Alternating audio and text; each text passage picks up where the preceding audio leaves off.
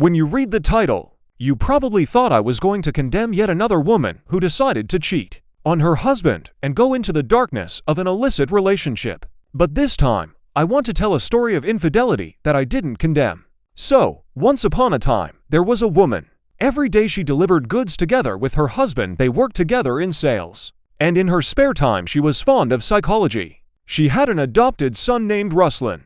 She took him in because she was either infertile or there was a medical contraindication to pregnancy. One had a certain sympathy for her, having seen how she took responsibility for the child despite never having given birth herself. They lived and were happy, until one day the woman thought she was looking for something more than just spending the rest of her life with the same man.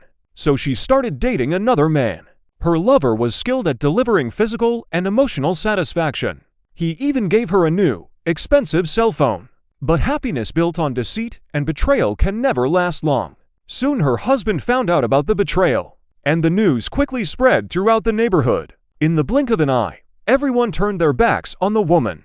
Her husband kicked her out of the house, and she had to move to live in a remote village with her grandmother. Her relatives also refused to support the cheating woman, cutting off communication with her and marking her as dead to them.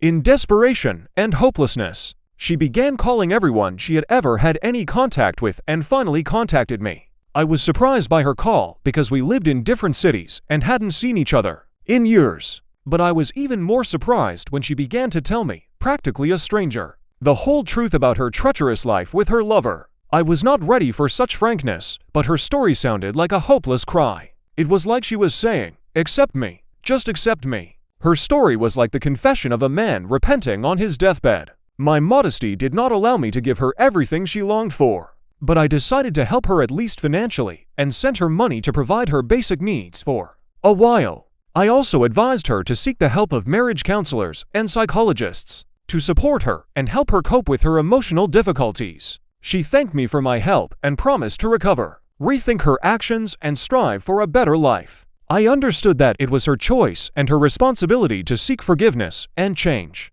You can leave your past life and go somewhere where no one knows about you, but you still can't run away from yourself, I thought. But I answered carefully with words so as not to upset her. We were too different to do anything together. All of this happened in the summer of 2013, shortly after she cheated on me. And in September, I decided to write her a paper letter to explain my position more clearly. Mind you, she lived in a remote village with no internet, so emails were ruled out. And here it is, October. I try to call her to see if my letter has arrived, but no one picks up the phone.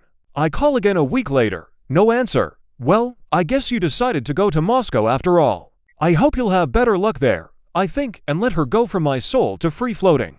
The end. I wish I could end my story with these words, but unhappy stories don't have happy endings. In February 2014, I learned that after our summer conversation, she did not go to Moscow, but went on a bender to somehow dull the pain of the impossibility of getting everything back. On one such day she finished a shot of wine, complained to her grandmother about a headache, and said that she would go lie down in her room.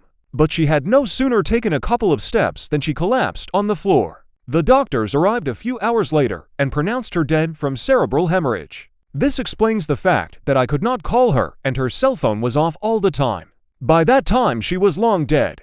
Thus, at the age of 42, my Aunt Angela ended her earthly journey. A person who lost her way and did not make it back to the right path in time. A person who lost everything.